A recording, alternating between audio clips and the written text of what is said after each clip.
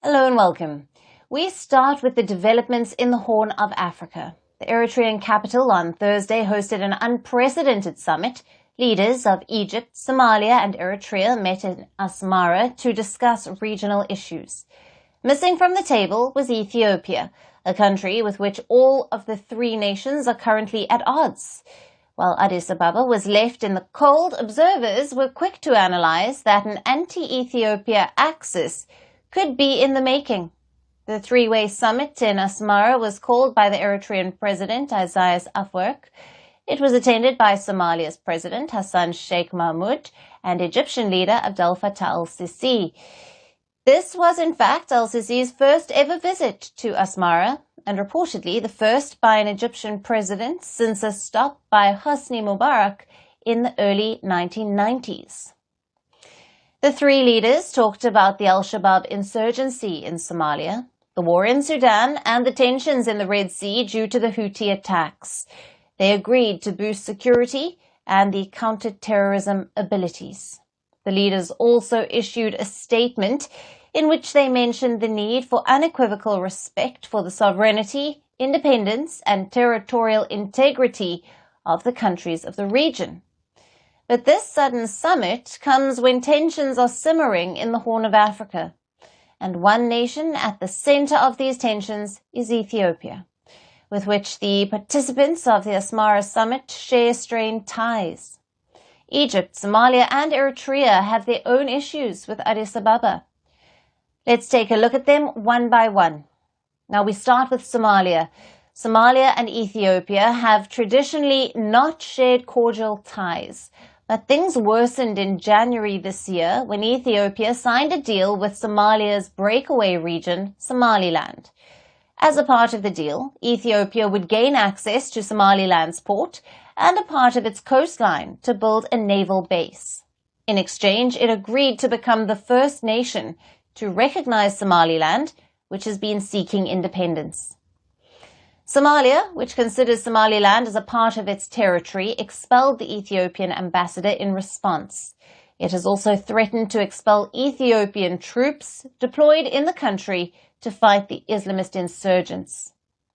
Somalia's ally, Turkey, has been mediating between the two neighbors to diffuse tensions, but so far there has been no breakthrough.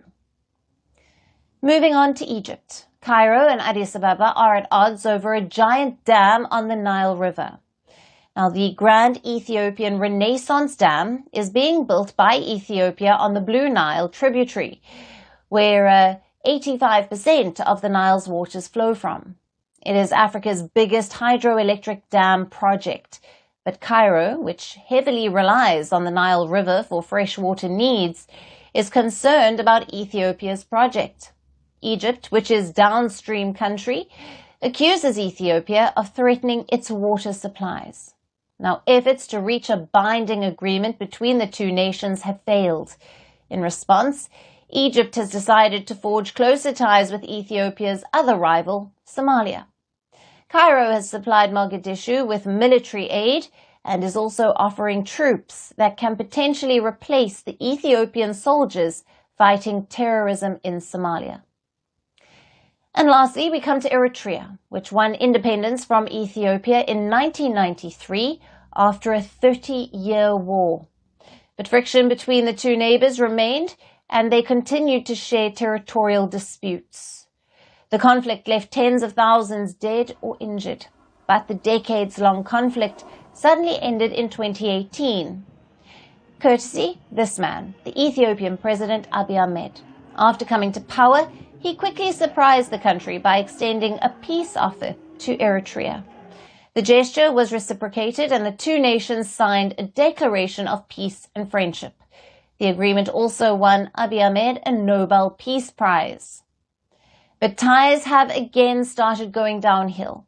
Following the end of the 2-year civil war in Ethiopia's northern Tigray region, which borders Eritrea, Asmara has been an ally of the Ethiopian government in that conflict, but has been lukewarm about the accord that ended the fighting in November of 2022. Now, tensions have further worsened as Abiy Ahmed made a case last year to gain secure the Eritrean Red Sea port of Assab, and this to gain sea access.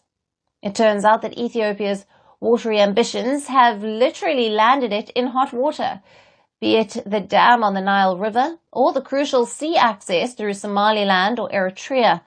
But as Addis Ababa finds it more and more isolated, how will it respond? Now, could an axis against Ethiopia turn the tensions in the Horn of Africa into a wider conflict? For more on this, we have with us Mohammed Kieromer, a Horn of Africa political analyst who is joining us live from Oslo in Norway. Thank you for being with us. Thank you for the invitation. Now, how significant is the security cooperation between Egypt, Somalia, and Eritrea in terms of reshaping the regional alliances? And what are the potential implications for Ethiopia? First of all, I think it is important to say that this is Abiy's strong policies that has brought these countries together, having signed the Memorandum of Understanding with Somaliland and his ambitious quest for a military access to the sea. It is significant in terms of destabilizing Ethiopia, with Eritrea bordering Ethiopia, possibly can accelerate the Fano insurgency in the Amhara region. It has the potential and experience in using proxies in Ethiopia to its advantage, but I don't think it will reshape alliances already existing. Ethiopia seems isolated. Its only ally is the UAE, and the relations are based mainly on Abiy and Mohammed bin Zayed friendship rather than state-to-state relations. So Somalia has signed additional agreements with Turkey. Egypt has also signed agreements with neighboring countries to Ethiopia.